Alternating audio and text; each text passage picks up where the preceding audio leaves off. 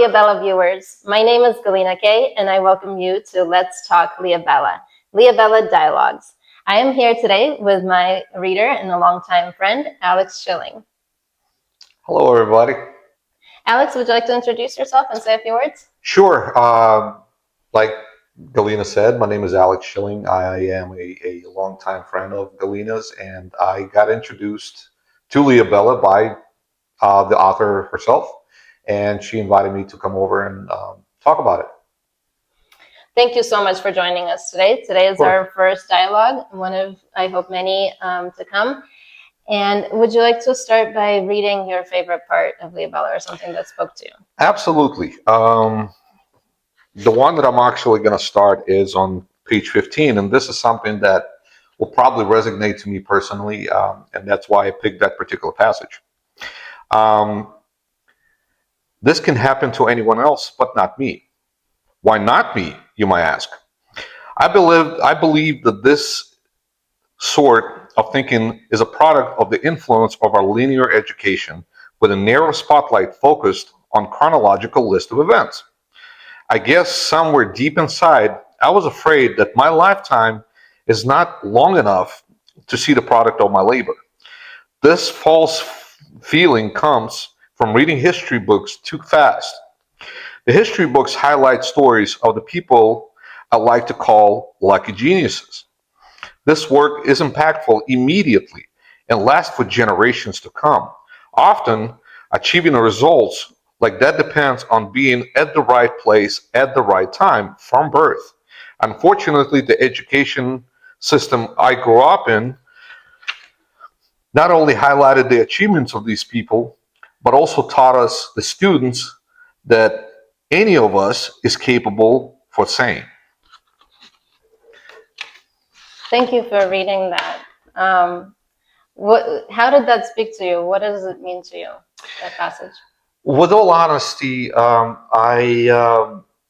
I read that particular passage, it kind of does resonate to me with the fact that nowadays, with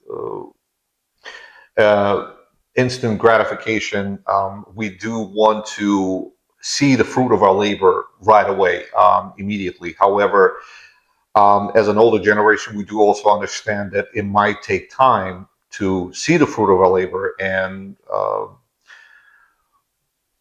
so it will resonate in history. However, we also, because of these particular factors, we're also kind of stuck in the middle.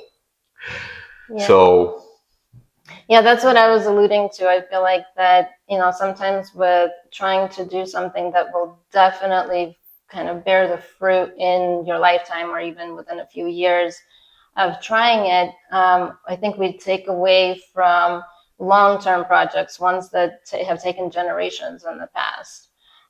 If you think about, some of we actually met in high school, and if you think about some of our high school textbooks that we learned from, they highlighted people like, Alexander Graham Bell or Thomas Edison or the Wright brothers, people who tried things that were maybe based on other theories and so on, Einstein, but they also got to see something in their own lifetime, whether it was something that they wanted to see or maybe, something that was devastating in the case of Einstein.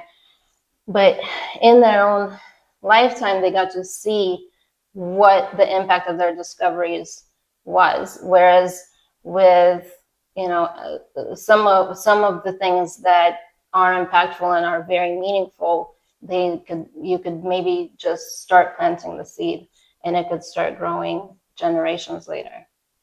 And I agree with that. And the thing is, though, what I did like the fact that the reference to the actual history books, because once you read a book, the statements and the passages and the history timeline is extremely short, versus if you do certain things in real life, like Einstein, like Oppenheimer, it takes time. It actually takes weeks, months, years, sometimes even generations. It depends on what the significance is.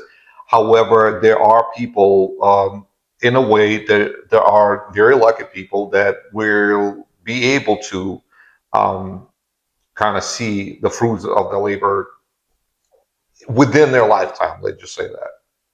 But are we willing to try things knowing that it's going to take longer than our own lifespan to see the results? I think that might be a positive value to actually do try things, and then not only try things ourselves, but encourage other people to see what the outcome of your particular start might be. So, yes, there might be situations, certain situations, for example, like space travel, um, that might not be able to start, within a lifetime, but we'll be able to see the growth far enough or close enough um, to where we will be able to observe um, our idea come to life. Yeah, I agree with that.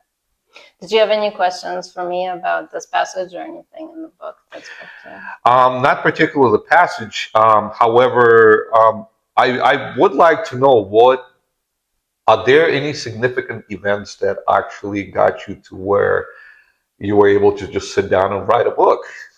I've known you for a long time, and I know you're always an avid reader, but it was a very pleasant surprise when you actually let me know that you wrote a book.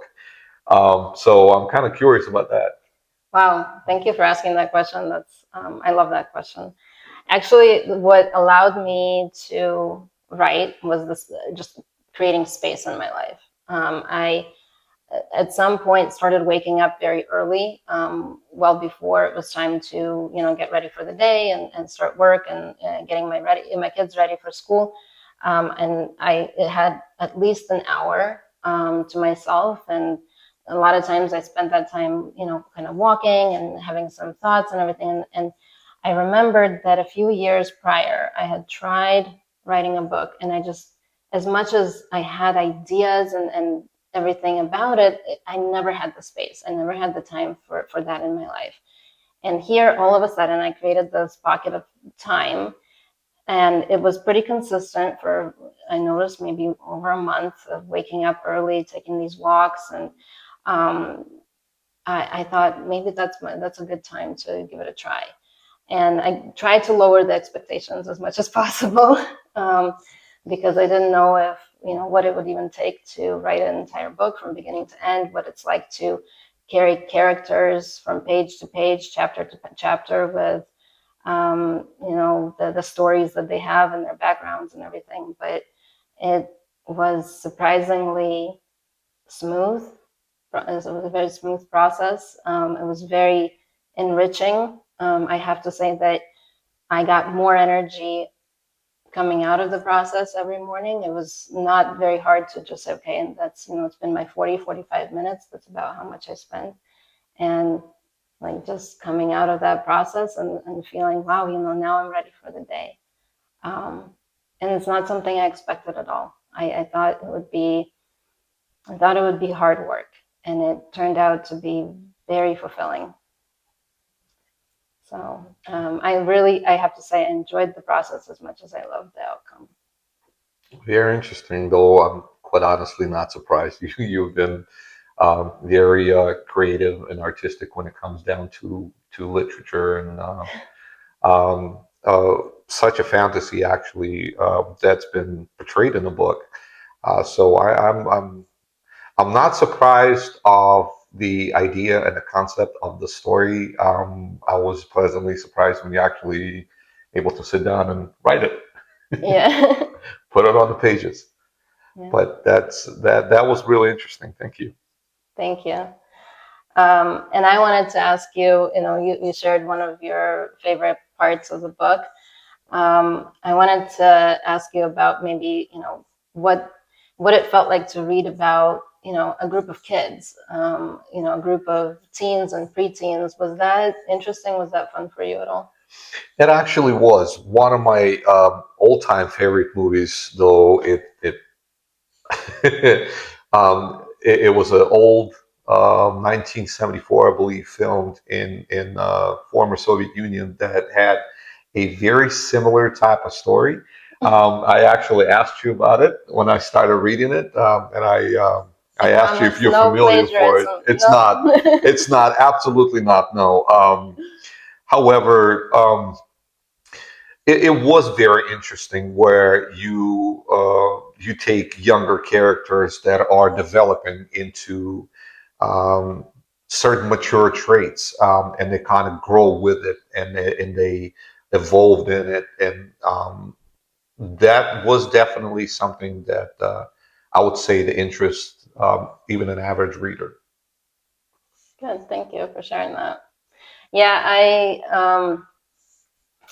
I felt a lot of I felt like I was surrounded. When I started writing this book was around the same time that we moved to Florida with my kids, and it was kind of because we changed to a new city. We started making new friends, and for a while it was just more convenient and more natural to make friends with my kids' friends' parents, and just kind of creating that community around us. And at some point, our house became very welcoming with all the kids. And I remembered growing up as well, our house was always open to having kids around. And for me, experiencing it as a mom was just so much fun. And we did like dumpling parties, and we did homework parties. We did all kinds of fun things. We had one year was a hurricane closure, and we had a few kids just come to our house. I brought out some snacks, and they just did homework for a few hours, and they were happy to do it, not in front of a screen, not and I love that sort of interaction, and not really a teacher by trade or anything like that, but it's fun with my own kids and their friends to create a welcoming environment where just letting them be themselves. So that's what a big part of what I wanted to explore with this group of kids in the book as well. Excellent. Yeah, unfortunately, with the state of Florida, we do have a traditional hurricane party, unless it is a high Cat 4, about Cat 5. We're probably going to be more of a party rather than seek shelter. And I do remember some of the parties were actually had at your parents' house too, on some of the birthdays and holidays. And I still remember your dad actually teaching me C++ at one point. There we go. We had all kinds of fun parties. Yes, it was. Yes, not necessarily the most computer literate person. However, he definitely made it interesting. Galina helped quite a lot, actually. But yeah, I do remember some of those too, and it's excellent where you are able to take some of those type of life experiences and put it on paper. Yeah, and I feel like, with Leobela, I put that idea forward of don't make learning about, something difficult. Don't put a threshold in front of learning. Go ahead and just make it smooth, make it fun, make it into a game. And I have to say that in my life I've successfully been able to do that, and that's why I wanted to explore that through the eyes of a professional educator, which Dr. Ellie is a professional educator in many ways mirrors myself as a character, but has a different degree, and it was really fun putting that hat on and exploring, like, okay, if I had to create educational programs, what kind of questions are kids going to be asking me? What sorts of you know topics would I discuss with them? And that's explored, I feel like, pretty well in the book. We have different types of topics, different discussions. And I have to say, one of my favorite chapters is the one that starts with, Mom, is there Halloween on Mars? And I can just really see my daughter portraying that character and asking a question like that. She was about 9 years old when I was writing that, 8, 9 years old. And I think it would have been a very appropriate question from her. I would imagine. Do you have any other questions that you'd like to explore? No, but I do want to say that I actually thoroughly did enjoy the book, although I'm not necessarily even an average reader.